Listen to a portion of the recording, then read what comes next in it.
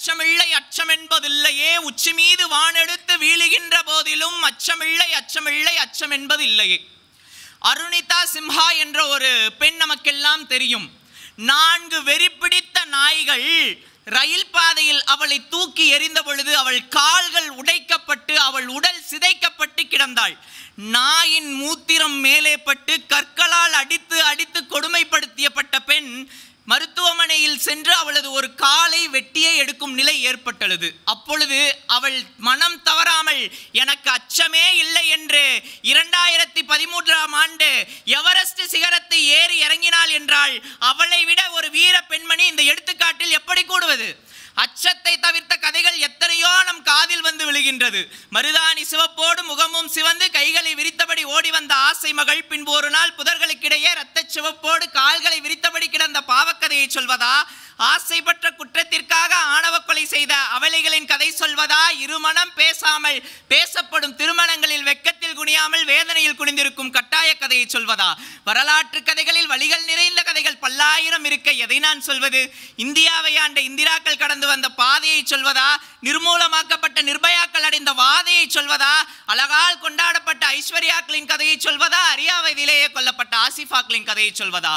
கோட்டையிலே கொடியேற்றிய திரௌபதியின் கதையினையா? குண்டுகளால் சிதைக்கப்பட்ட இசைப்பிரியாவின் சதையினையா? முளையிலேயே அறுக்கப்பட்ட அனிதா என்னும் விதைனையா?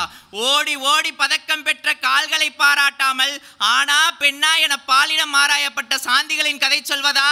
அர்ஜுனாக்களையும் புஷ்களையும் கங்கையில் தூக்கி எறிய துணிந்த தேசத்தின் மகள்கள் தெருக்களிலே மையுத்தம் செய்யக்கூடிய அவளை கதையை சொல்வதா? எந்த கதையை சொல்ல துடிக்கும் முன்னே ஊற்றெடுக்கும் கண்ணீரையும் கோபத்தையும் உங்களிடமிருந்து நான் எப்படி மறைப்பது? அச்சம் தவிர்க்காமல் போன கதைகள் எல்லாம் நம் காதில் கேட்கும் பொழுது அச்சம் தவிர்த்த கதைகளும் கேட்க வேண்டும் அல்லவா? இதோ தர்மபுரி மாவட்டத்தில் ஸ்ரீமதி என்ற ஒரு மாணவி 100 கண்டுபிடிப்புக்கும் மேலாக கண்டுபிடித்து கொரோனா காலத்தில் கூட ஆக்சிஜன் பற்றாக்குறையை சரி செய்து கொடுத்து எத்தனை விருதுகள் வாங்கினாலே அவளது கதையும் நமக்கு கேட்டுக்கொண்டுதானே இருக்கின்றது. காது கேட்காது வாய் பேச முடியாது.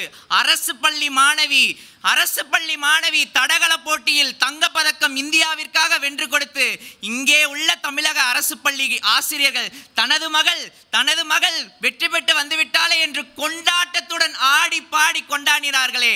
அச்சம் தவிர்த்த கதைகள் எத்தனையோ இருக்கின்றது. அக்னி குஞ்சொன்று கண்டேன், அதை அங்கொரு காட்டினுள் பொந்தினுள் வைத்தேன், வெந்து தணிந்தது காடே என் பாரதி பாடினானே. இப்பொழுது அப்படியெல்லாம் இல்லை. ஆசை முகம் மறந்து போச்சே, இதை யாரிடம் சொல்வேன் அடி தோழி? நேசம் மறக்கவில்லை நெஞ்சம் எனில் நினைவு முகம் மறந்து விடுமோ என்று கேட்டால் என்றைக்கும் மறக்காது. அச்சம் தவிர்த்து ஒவ்வொருவரும் இங்கே வாழ்ந்து கொண்டுதான் இருக்கின்றோம். இதோ எடுத்துக்காட்டாக உங்கள் முன்னே நிற்கிறேனே, அச்சப்பட்டு கூட உங்கள் முன்னால் அச்சமில்லாமல் பேசிக்கொண்டு இருக்கின்றானே. இதே காலத்திலும் கூட இதே இடத்திலும் கூட அச்சமில்லாமல் வாழ்ந்து உச்சி மீது வானெடுத்து வீழுகின்ற போதிலும் அச்சமில்லாமல் நாம் வாழ்ந்து முன்னேறுவோம் என்று கூறி வாய்ப்புக்கு நன்றி பாராட்டி விடைபெறுகிறேன். நன்றி, வணக்கம்.